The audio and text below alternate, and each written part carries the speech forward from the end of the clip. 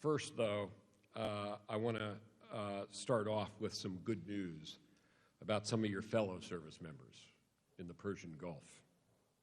The 10 U.S. Navy sailors departed Iran early this morning and are now back safe in U.S. hands. I'm very pleased that this was resolved quickly, and I want to take this opportunity to thank Secretary of State Kerry for his efforts and to reaffirm to you that our highest commitment is to the safety of all of you. Wherever we may ask you to go, the country will never leave an American service member behind. Now, many of you will deploy soon, and not for the first time. I know that you serve without hesitation, as the Screaming Eagles have always done, and I also know that the hardships that can come with every one of those deployments. Stephanie and I are always thinking about your families who serve, we know, as well as you do. So please thank them on our behalf for supporting you as you keep us safe. It's been said that security is like oxygen. When people have enough of it, they tend to pay no attention to it. But when they don't have enough, it's all they can think of. You provide that oxygen, not only for the people of the United States, but in many cases for people around the world. You give them the security that makes everything else in life possible, the freedom to dream their dreams, raise their children, and live lives that are full. You do that. Now, it's a big world out there, and we're a great nation with extraordinary responsibilities, opportunities, and challenges around the world. One of those challenges, which you will soon confront, is the threat that ISIL poses, not just to the Middle East, but to the world. As you heard the President say last night, we must, we can, and we will deliver a lasting defeat to ISIL. That's why back in the fall, at the President's direction, I worked with Chairman of the Joint Chiefs of Staff, Joe Dunford, General Lloyd Austin, our excellent CENTCOM commander, and all our commanders on the ground, I should add, our excellent commanders on the ground, which you will certainly shortly join, to accelerate our campaign against ISIL. We proposed a number of military actions, all of which the President approved, to gather momentum against ISIL. The attacks in Paris and San Bernardino and elsewhere, which occurred after we began this acceleration, underscored for anybody who doubted it the necessity of this campaign. Since then, we've not only gathered momentum, but done even more, and are now pressuring ISIL in Iraq and Syria on more fronts than at any other point in the campaign. This pressure is having an effect, and it's also generating additional opportunities to further accelerate the campaign. As we continuously adapt and accelerate the campaign, we will intensify the pressure on ISIL, not just in Iraq and Syria, but in other regions where they've emerged, using a variety of tools at our disposal. It won't be easy. ISIL's a cancer that's threatening to spread. Like all cancers, you can't cure the disease just by cutting out the tumor. You have to eliminate it wherever it is spread and stop it from coming back. Our military campaign accordingly focuses on three military objectives. One, to destroy the ISIL parent tumor in Iraq and Syria by collapsing its two power centers in Mosul and Raqqa. Two, combat the emerging metastases of the ISIL tumor worldwide. And three, protect our homeland and our people. And to do it, we're going to enable local, motivated forces and an international coalition with a clear campaign plan, with American leadership, and with all of our awesome capabilities, ranging from airstrikes, special forces, cyber tools, intelligence, equipment, mobility and logistics, training, advice, and assistance from those on the ground, including you. Let me map for you where we're headed this year and where you'll be headed. The ISIL parent tumor has two centers, Raqqa in Syria and Mosul in Iraq. ISIL has used its control of these cities and nearby territories as a power base from which to derive considerable financial resources, manpower, and ideological outreach. They constitute ISIL's military, political, economic, and ideological centers of gravity. That's why our campaign plan's map has got big arrows pointing at both Mosul and Raqqa. We will begin by collapsing ISIL's control over both of these cities and then engage in elimination operations throughout other territories ISIL holds in Iraq and Syria. This defeat of ISIL in Iraq and Syria is a vital and necessary, although not sufficient, component of our worldwide campaign to defeat ISIL. As I've said previously, President Obama is committed to doing what it takes. As opportunities arise, as we see what works, as the enemy adapts, until ISIL is delivered a lasting defeat. Last month, I visited with the men and women you will relieve in Baghdad and Erbil. They helped me gain a firsthand perspective on what more we can do to execute this campaign plan. And I've since relayed these observations and those of their commanding officers to our Commander-in-Chief. As I spoke with our troops and with our partners and our allies, it became apparent that the additional military steps that President Obama approved in the fall are generating significant momentum across the battlefield in Iraq and Syria. We can see that our actions to accelerate the campaign are having an effect, and moreover, are creating yet more opportunities to do even more. We're taking ground back from the enemy and gaining openings. We're denying ISIL the ability to move fighters and materiel by cutting off key transit routes to and between Raqqa and Mosul. We're dismantling ISIL's war-sustaining finances, targeting its oil production and its industrial base, and we're using some new methods to hit ISIL in its wallet. Just this week, we hit a major ISIL bulk cash center in Mosul. Depriving ISIL of financial resources is an essential part of the shaping operation for Mosul. And we will continue these kinds of operations as part of the overall effort to degrade its financing. Throughout Iraq and Syria, we are significantly constraining its ability to either to defend or to attack. We're working with our partners to take advantage of every opportunity this presents. And the Specialized Expeditionary Targeting Force I announced in December is now in place and is preparing to work with the Iraqis to begin going after ISIL's fighters and commanders, killing or capturing them wherever we find them, along with other key targets. In Syria, we're combining the effects of our air campaign with support to local forces to isolate, pressure, and eventually collapse ISIL control over its so-called capital in Raqqa. In November, a coalition of Syrian Arabs that we helped equip in northern Syria, fighting alongside Kurdish and Turkmen forces, recaptured important terrain along the Syria-Turkey border. And in just the past few weeks, with our advice, these forces also captured the Tishreen Dam and surrounding villages, cutting off a critical logistics route for ISIL to Raqqa. All these forces build momentum towards Raqqa, and as they do so, other local forces can be expected to join the winning side. To build on these efforts, President Obama, on my and Chairman Dunford and General Austin's advice, ordered the most elite U.S. Special Operations Forces to go into Syria to support the fight against ISIL.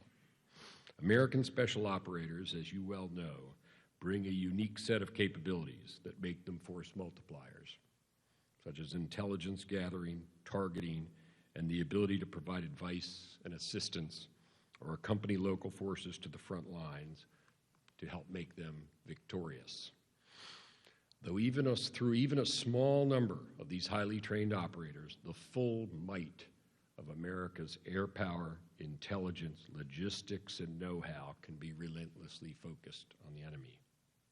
And while I can't give you specifics, I can tell you these forces have already established contact with new forces on the ground that share our goals, new lines of communication to local, motivated, and capable fighters, and new targets for airstrikes and strikes of all kinds.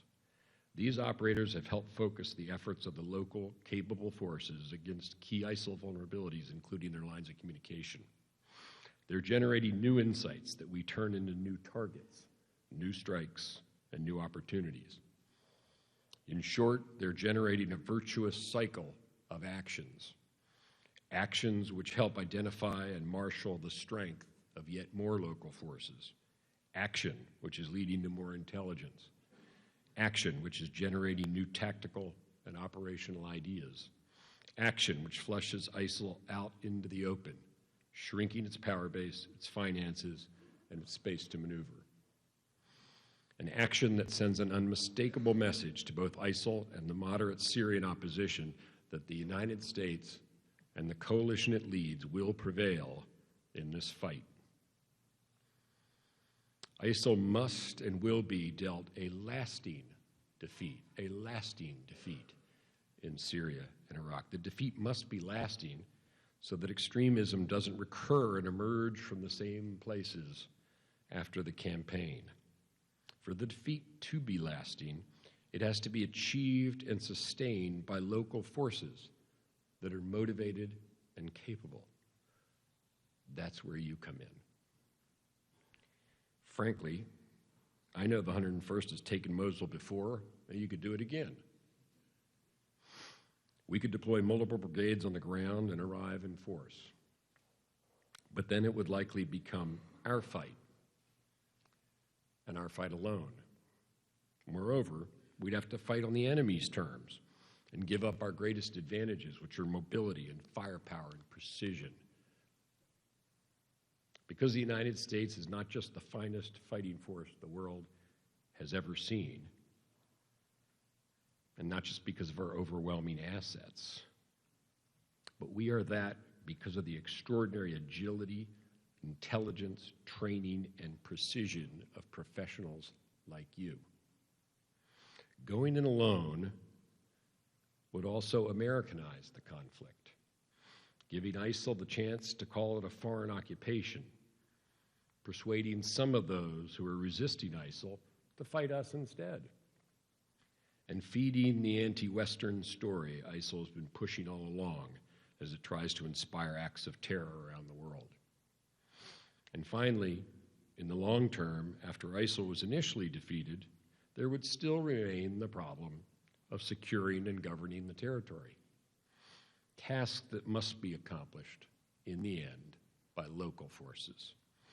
And in the end, therefore, we can enable such local forces, but we can't entirely substitute for them. Now, another possibility at the other end of the spectrum would be to leave Syria and Iraq to their fates and just try to prevent ISIL from spreading elsewhere and in our homeland. But that kind of indirect approach simply cannot succeed in today's connected and volatile world.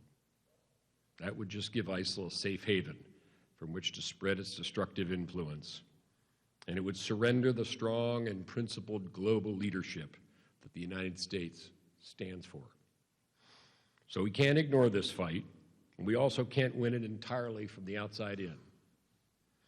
That's why our strategic approach is to help local, motivated, and capable forces on the ground in every way that we can without taking their place. That's why your mission is central to our strategy. It's worth noting that it was Iraqi soldiers who took back the city center of Ramadi and are fighting every day to clear the remainder of the city, proving themselves not only motivated, but capable. These same Iraqi forces, supported where needed by the United States and our coalition partners, aim to deliver the same results to the people who have been brutalized in every town on the road to the border in Anbar and on the road up to Mosul. These devastated towns and villages need to be secured, they need to be rebuilt, and they need to be governed. The only way for that to happen is for local motivated forces to take the lead and take responsibility for their homes so you can return to yours. As Ramadi showed, our unmatched capabilities can enable and multiply the power and force of local partners. We're clearing the battlefield with precision strikes. We're giving them equipment and training on how to use it, including, just to give one example, the temporary bridge that helped Iraqi troops cross the Euphrates when ISIL had blown up all the bridges in town. We're giving them training, advice, and assistance in modern warfare, including engineering and logistics. And we're prepared to do more when and where we can have an additional strategic effect. The training you will provide Iraqi forces, both the Iraqi army and the Peshmerga, will be critical as the Peshmerga approach Mosul from the north to close with the Iraqi security forces and counterterrorism service approaching from the south. Reaching and retaking Mosul will not be easy, and it will not be quick. There'll be many engagements in between. Logistics will become a greater challenge as the ISF moves further from Baghdad. And the need for operational support from the coalition will likely grow. But as our success in Ramadi and north and central Iraq has shown, training, advising, and assisting, rather than trying to substitute entirely for local forces, is the right approach. And when we see something that works, we look for ways to do more of it, whenever and wherever it can have a strategic effect, as we collapse ISIL's hold on the remaining territory, its remaining territory in Iraq. Now, I've described the focus of our military campaign plan in Iraq and Syria. That's you. But there are others who must step up and meet critical challenges that go beyond military action. The military campaign is necessary, but not sufficient. For our military efforts to produce lasting effects, we must set the conditions for sustainable political stability in the region. And that means everybody has to be in the game. I don't need to tell you how complex a city like Mosul is. And I'm not about to tell you that it's your job to keep everyone working together when the fighting is done.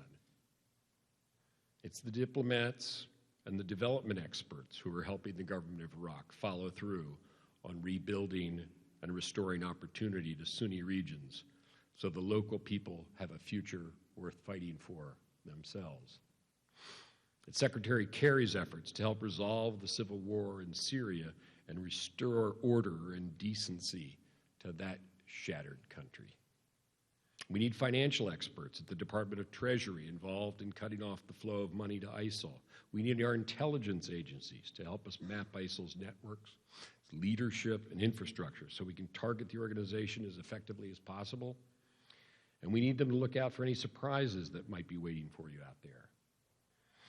We need our law enforcement and homeland security to redouble their efforts to be on the lookout for the threat back home, while you take care of the threat over there.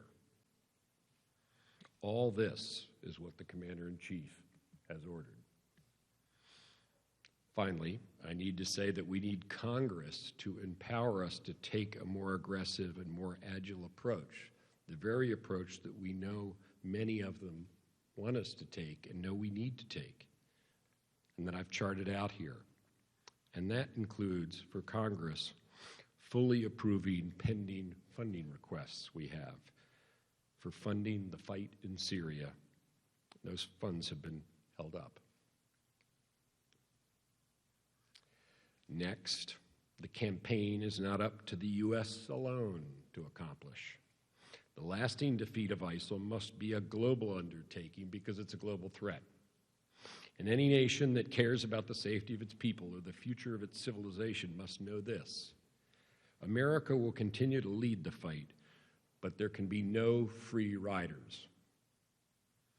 That means as we invest in the acceleration of the campaign, so must every one of our coalition partners and every nation in a position to help. That means greater military contributions, but it also means greater diplomatic, political, and economic engagement. It means development and reconstruction. It means actions at home and abroad to disrupt, dismantle, and degrade ISIL's capabilities. It means stepping up. And I've personally reached out to my counterparts, the ministers of defense in 40 countries around the world, to ask them to contribute to enhancing the fight against ISIL. More special operations forces, more strike and reconnaissance aircraft, weapons and munitions, training assistance, as well as combat support and combat service support. Many nations are already contributing greatly. Many can do more, and some are on the wrong track entirely.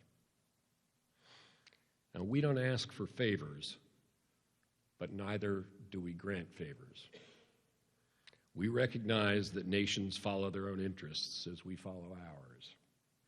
That means that they themselves must accelerate their efforts, disrupting the networks that enable the flow of foreign fighters and materiel through their lands. That means joining and taking advantage of the opportunity to fight ISIL in Iraq and Syria before it becomes a more serious threat to their publics. And for Muslim majority nations in particular, that means stepping forward and debunking ISIL's false claims to religious or ideological excuses for brutality. There's also an opportunity for those nations who have been on the wrong side of this fight so far, Russia and Iran. They can make a difference too by stopping their unending support for Bashar Assad, a chief cause of radicalism and terrorism in Syria. I've seen the strength of our coalition, and our success depends on building on that strength. During my most recent Middle East trip, I walked the flight line with German and Turkish pilots at Incirlik, Turkey, spoke with Spanish troops, United Kingdom troops, saw NATO aircraft take to the skies to strike ISIL targets.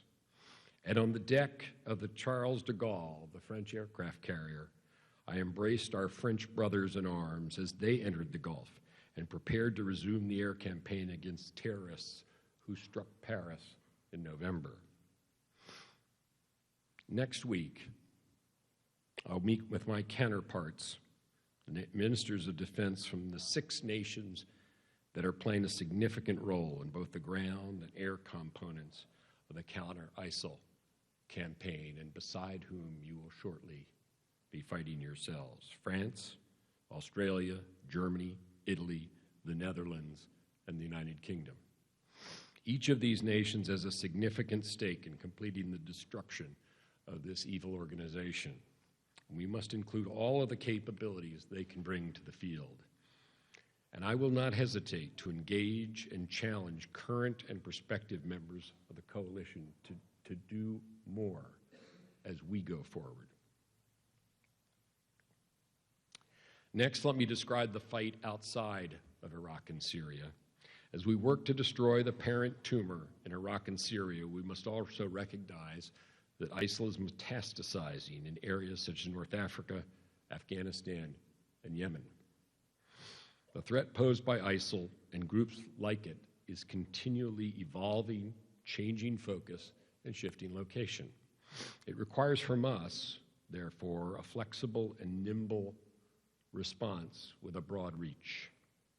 And that's why the Defense Department is organizing a new way to leverage the security infrastructure we've already established in Afghanistan, the Middle East, East Africa, and Southern Europe into a network to counter transnational and transregional threats like ISIL. From the troops I visited in Morón, Spain in October, to those I visited last month in Jalalabad, those regional nodes provide forward presence to respond to a range of crises, terrorists, and other kinds. They enable our crisis response operations, counter-terror operations, and strikes on high-value targets. And they help us act decisively to prevent ISIL affiliates from becoming as great a threat as the parent tumor itself. This counterterrorism network is already giving us the opportunity and capability to react swiftly to incidents and threats wherever they occur. and it maximizes our opportunities to eliminate targets and leadership. An example of this network in action was our November 13th strike on Abu Nabil, where assets from several locations in the network converged to successfully kill this ISIL leader in Libya. As we destroy the parent tumor and disrupt its metastases, we're constantly mindful of our most important mission, protecting the homeland and the American people. The Department of Defense has a supporting but very strong and active role to play within our borders, reinforcing law enforcement, homeland security, cyber defense, intelligence, and more. And I'll continue to coordinate with my counterparts at every agency to ensure we're doing everything we can to prevent an attack, including against our military facilities here at home. Beyond our shores, we're using all appropriate means at our disposal to disrupt potential attacks and hold accountable those who would do harm to Americans. After ISIL figures orchestrated an attack in Paris in November, President Obama vowed that we would hunt down the perpetrators. And on December 24th, our airstrikes killed Sharaf al-Muadhan, a Syrian-based ISIL member with a direct link to the Paris attack cell leader. 2 days later, another ISIL leader with ties to the Paris attack, Abdul Qadir Hakim, was killed. Our government promised to pursue Jihadi John to the gates of hell, and now he's dead. We've made it clear that those who threaten or incite harm to Americans, wherever they are, will surely come to feel the long arm and the hard fist of justice. Our campaign to deliver ISIL a lasting defeat at its source and wherever it rears its head is far from over, but the outcome is not uncertain. There will be extraordinary challenges ahead, and as I will emphasize in Paris next week, we must all do more. But our campaign will continue to adapt and build on our success as ISIL's territory decreases, its resources dwindle, and local capable forces gain the capacity to not only win on the field of battle, but to lay the foundation for lasting security in the region and a more secure future for the world. And that's why I'm asking you to take on this challenge. The Iraqi and Peshmerga forces you will train, advise, and assist have proven their determination, their resiliency, and increasingly, their capability. But they need you to continue building on that success, preparing them for the fight today and the long, hard fight for their future. They need your skill. They need your experience. Often they will need your patience.